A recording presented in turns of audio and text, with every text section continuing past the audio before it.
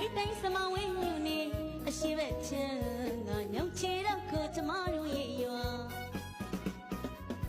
ရှူရင်းများနေတာလာလေးတွေနာဖျားလေးတွေပထုံးများနဲ့အလူတန်းများလေးပေါ်ပြီးတာ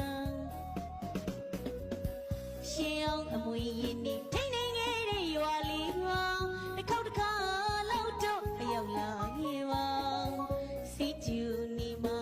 အေးတဲ့နေကျမတို့ရွာသားရ